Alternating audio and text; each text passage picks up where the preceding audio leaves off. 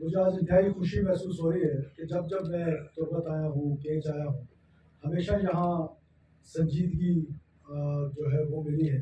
اور آج جس طرح تمام پولیٹیکل پارٹیز کے لوگ یہاں پر اکٹھے ہیں، یہ اس بات کا ثبوت ہے کہ آپ نہ صرف تعلیم یافتہ ہیں بلکہ آپ بہت سنجیدہ ہیں اور اپنے معاملات کو اسی سنجیدگی اور پولیٹیکل ویژن کے ساتھ دیکھتے ہیں. یہ ایک جب ساؤتھ پیکیج بنا تھا تو اس وقت بلانگنگ فرام نارتھ تو ہمیں یہ محسوس ہوتا تھا کہ کہیں ڈسکرمنیشن تو نہیں ہے کہ نارتھ پہ کوئی پیکیج نہیں ہے اور ساؤتھ میں ہے. لیکن جب خود اسٹیئرنگ پہ آ کے بیٹھے تو پتہ چلا کہ یہ بہت وقت کی اہم ضرورت تھی. اور جن جن لوگوں نے اس وقت اس کار خیر میں حصہ لیا تھا اور اس کے تھاٹ پروسیس سے گزرے تھے یا جن کا یہ برین چائلڈ تھا، میں سمجھتا ہوں کہ یہ بہت ہی زبردست اقدام تھا. لیکن بیچ میں بدقسمتی سے کوئی 6-7 مہینے میں ایسے لگتا تھا جیسے یہ ایک ڈیڈ ہارس بنتا جا رہا ہے اور اس کی جو اصل یوٹیلائزیشن ہے یا جو اس کا جو تھاٹ پروسیس تھا اس کو پیچھے رکھا جا رہا ہے اور یہ ختم ہونے کے قریب آ گیا تھا. تو جو ہم نے حکومت سنبھالی تو میں کریڈٹ دینا چاہتا ہوں PH کے جتنے بھی الیکٹڈ نمائندے ہیں، بالخصوص ظہور بریلوی صاحب کو. جب وہ پلاننگ کے منسٹر بنے تو بہت زیادہ انہوں نے اس پر فوکس رکھا. ہمارے MLA صاحب نے، ڈاکٹر مالک صاحب نے، ایوری ون جو بھی میرے پاس آتا ہے وہ ہمیشہ ظاہر ہے ہر گھر پہ اپنی کانسٹیٹوئنسی کی بات کرتا ہے، لیکن انہوں نے بہت زیادہ سب پیکیج کو سپورٹ کیا اور پھر ہم نے یہ ڈیڈ ہارس کو دوبارہ زندہ کیا.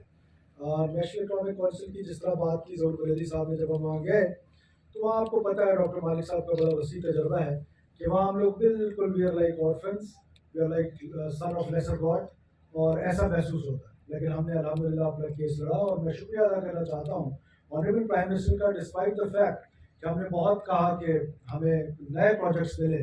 نئے پروجیکٹس تو نہیں ملے لیکن ایٹ لیسٹ ہم نے یہ کیا کہ جو ہمارے پرانے پروجیکٹس تھے تاریخی طور پہ ایسا دیکھا جاتا رہا کہ ان کی ایلوکیشنز بڑی کم ہوتی ہیں، پھر جو ایلوکیشن ہوتی ہے اس کی ریلیزز نہیں ہوتی ہے.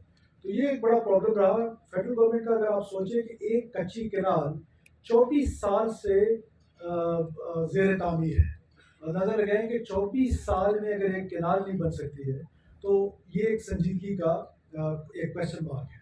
اس کو سامنے رکھتے ہوئے ہم نے اس دفعہ زور لگایا کہ نہ صرف NHA کے جو پروجیکٹس ہیں بلکہ جو ساؤتھ بلوچستان کے پیکیجز ہیں ان کے لیے بہت زیادہ ایک ایفرٹ کی. اور اللہ کا فضل ہے کہ بجٹ بک تقریباً لکھی جا چکی تھی لیکن ہم نے اس کو ری رائٹ کرایا اور دوبارہ سے وہ ایلوکیشنز بڑھائی ہیں. رات بھر ہم بیٹھے رہے، میں اور ظہور بریلوی صاحب وہاں پر منسٹر پلاننگ کے ساتھ، اور فائنلی یہ ہوا کہ ہم نے یہ ساؤتھ پیکیج کے جو پیسے تھے وہ نہ صرف ریلیز کرائے. اب FWO پہ بڑی بھاری ذمہ داری عائد ہوتی ہے کیونکہ ہم FWO کو جب کام دیتے ہیں تو اس کے پیچھے 2-3 ریزنز ہوتی ہیں. ایک تو سب سے بنیادی ریزن یہ ہے کہ لا اینڈ آرڈر کی سچویشن، بحیثیت بلوچ میں اس پر بعد میں آؤں گا کہ ہماری کیا پوزیشن ہے، لیکن سب سے پہلے لا اینڈ آرڈر کی سچویشن سامنے آتی ہے تو آپ کو بڑی آسانی ہوتی ہے اپنے ٹروپس کے ساتھ. جو آپ کی کنیکٹیوٹی ہے وہ FC کے ساتھ ہو یا فوج کے ساتھ ہو بڑی اچھی ہوتی ہے، آپ یونٹ افسر ہوتے ہیں تو ہماری یہ ایک ہوپ ہوتی ہے کہ آپ اس کو ذرا اچھا مینیج کر لیتے ہیں. دوسری ہوپ ہماری کوالٹی کی ہوتی ہے کہ بلوچستان کے لوگ بغیر ٹینڈرز کے آپ کو بغیر اشتہار کے آپ کو اسکیمیں دیتے ہیں تو اس کا مقصد یہی ہوتا ہے کہ آپ کوالٹی کو انشور کریں.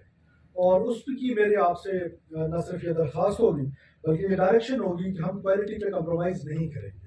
اور اس کے لیے میں چیف سیکرٹری صاحب آپ کی سربراہی میں ایک کمیٹی بنا رہا ہوں جو اس پروجیکٹ کی لاجان صاحب میں معافی چاہتا ہوں جو آپ کی PMU ہے. ٹھیک ہے، we trust you because you are one of the finest officers we have here in Balochistan, but ہم اس ٹرسٹ پہ تھوڑا سا مسٹرسٹ کر رہے ہیں بیکاز ماضی میں یہ چیزیں ہوتی رہی ہیں. تو چیف سیکرٹری صاحب آپ کی سربراہی میں میں ایک کمیٹی بنا رہا ہوں، ایک steering committee for this project, جو اس پروجیکٹ کی فزیکل مانیٹرنگ کرے گی، جو اس پروجیکٹ کی فزیکل مانیٹرنگ کرے گی، جو اس پروجیکٹ کی کوالٹی کی جو ہے وہ مانیٹرنگ کرے گی، تاکہ یہ جو ہم کہہ رہے ہیں کہ 3 سال میں ختم ہو، یہ تو 3 سال میں ختم ہو جانا چاہیے. جب یہ 3 سال میں ختم نہیں ہوگا پھر ریوائز PC بنائے گا، پھر ریوائز PC بنائے گا، اور پھر ایک عجیب وہ ہوتا ہے اور فنڈز کا ایشو ہوتا ہے.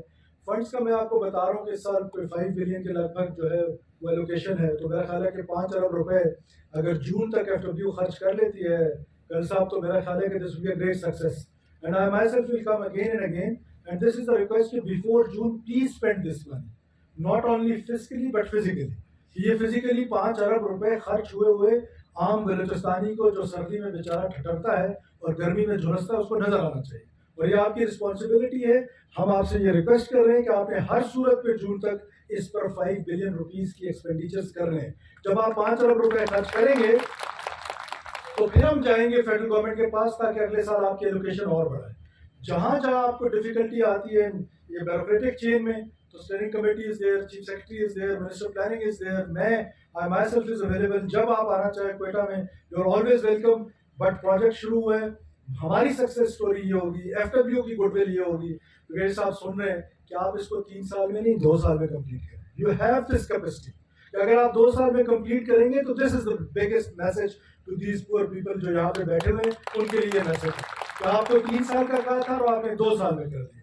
اب میں آخر میں مختصر سا وقت, کیونکہ مجھے یہ فورم بہت کم موقع ملتا ہے کہ لوگوں سے بات چیت ہو, اور خاص طور پہ کیچ کے جو باشعور لوگ ہیں ان سے بات کرنے کا ایک انٹلیکچوئل لیول پہ ایک مزہ آتا ہے. اور میں آپ کے سامنے چند ایک سوالات رکھ کے جا رہا ہوں. آپ سب نوجوان, سفید ریش, بزرگ, پولیٹیکل ورکر, ان سوالوں پہ تھوڑا سا غور کیجیے گا کہ یہ جو بلوچستان کو ایک لا حاصل جنگ کی طرف بھیج دیا گیا ہے, کیا یہ جنگ کا حاصل کیا ہونا ہے؟ کیا بلوچستان اس وائلنس سے آزاد ہوگا؟ میری طرف سے تو سوال نہ ہے, یہ ناممکن ہے, مجھے نہیں لگتا ہے.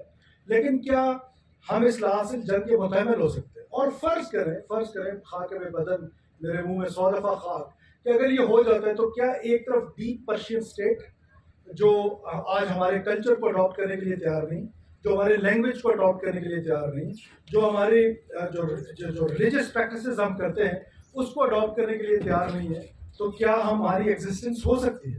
اور پھر دوسری طرف پشتون اسٹیٹ جو پچھلے کئی دہائیوں سے انسٹیبل ہے اور اگلے چند دہائیوں میں بھی لگ ایسے رہا ہے کہ وہ انسٹیبل رہے گی, تو کیا یہ ممکن ہے؟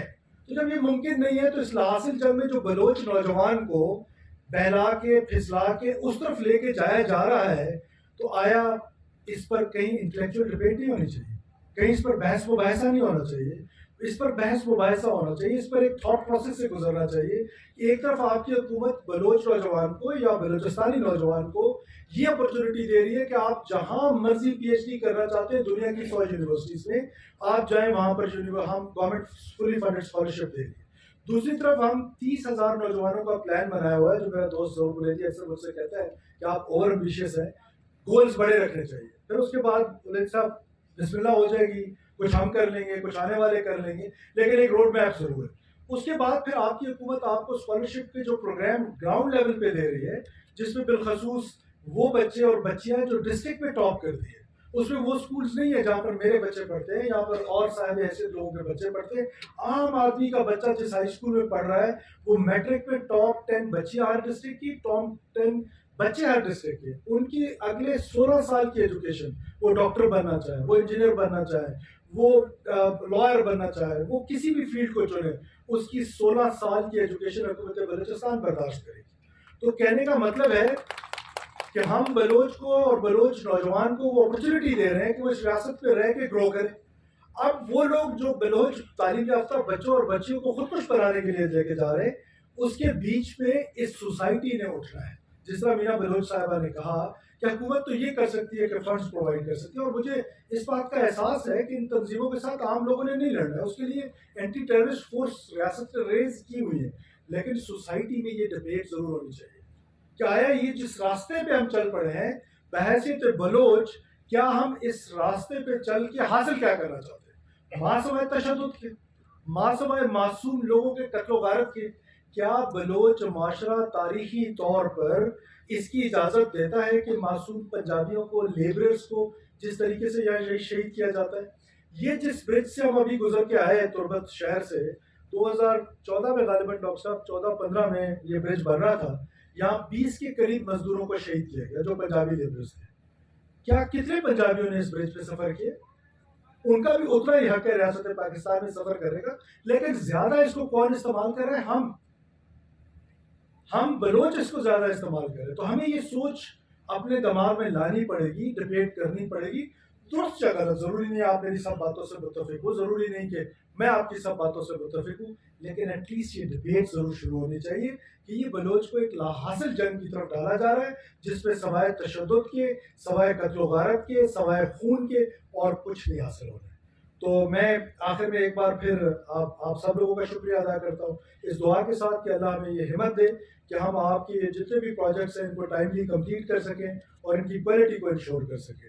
اور مجھے ظہور بریدی صاحب بتا رہے تھے ایک سیکنڈری بورڈ کے حوالے سے، باقی ایم پی ایس صاحبان سے بھی بات ہوئی تھی، ڈاکٹر مالک صاحب بھی ایک دن بتا رہے تھے، ملک شاہ صاحب نے بھی مجھے 2-3 دفعہ اس کے بارے میں کہا ہے، تو ہم انشاءاللہ تعالیٰ اس سیکنڈری بورڈ کے بارے میں ضرور سوچیں گے.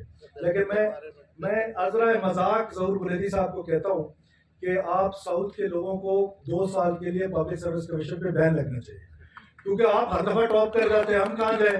تو 2 سال بعد آپ آئیں تاکہ کوٹا برابر رہے اور ہم بھی آئیں. ایک دن ٹائم آئے گا کہ آپ سب سیکریٹ بھی ہوں گے اور ہم کہیں نہیں ہوں گے. یعنی اگر آپ ضلع کی بات کر رہے ہیں تو من میں یا تم میں وہ اس کا اعلان تربت میں نہیں ہو سکتا ہے. اس کے لیے آپ کو من میں بندوبست کرنا پڑے گا ہمیں لے جانے کے لیے.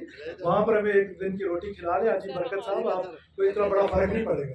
تو ہم وہاں جا کے اعلان کریں گے. آپ سب کا بہت شکریہ. پاکستان ہمیشہ زندہ باد.